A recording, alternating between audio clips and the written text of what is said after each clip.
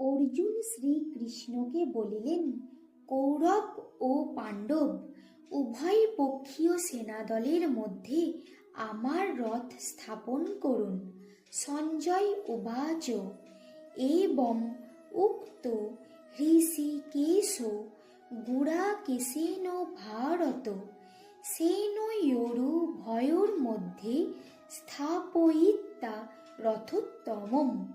ভীষ্ম দ্রোণ প্রমুখত সর্বেষাং চ মহীক্ষিতাম। উবাচ পার্থ পৈশ্যতান সমবেতান কুরুনীতি। সঞ্জয় বলিলেন, হে ধৃতরাষ্ট্র, গুড়াকেশ মানে জিত নিদ্র। অর্জুন শ্রীকৃষ্ণকে এইরূপ বলিলে শ্রীকৃষ্ণ উভয় সেনার মধ্যে এবং ভীষ্ম দ্রোণ ও অন্যান্য মহীপতিগণের সম্মুখে উত্তম রথ স্থাপন করিয়া বলিলেন, হে পার্থ, যুদ্ধার্থ সমবেত কৌরবগণকে অবলোকন কর।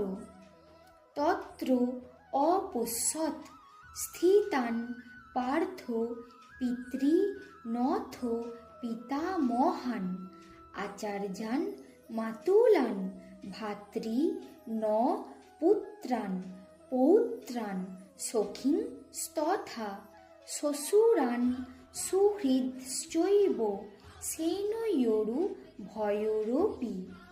সেখানে পার্থ উভয় সেনাদলের মধ্যে ভূরিশ্রবাদি পিতৃব্যগণ, ভীষ্মাদি পিতামহগণ, দ্রোণাদি আচার্যগণ, শল্যাদি মাতুলগণ, ভীম দুর্যোধনাদি ভ্রাতৃগণ, লক্ষ্মণাদি পুত্রগণ, পৌত্রগণ, অশ্বত্থামাদি বন্ধুগণ, ধ্রুপদাদি শ্বশুরগণ এবং কৃতবর্মাদি সুহৃদগণকে অবস্থিত দেখিলেন। তান সম্মীক্ষ সকৌন্তেয় সর্বান বন্ধু নবস্থিতান কৃপয়া পরয়াবিষ্ট বিষীদন ইদম অব্রবীৎ।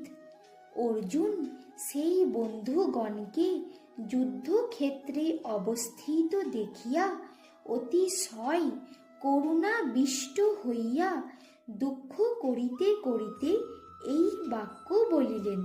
পরদিন আমরা জানতে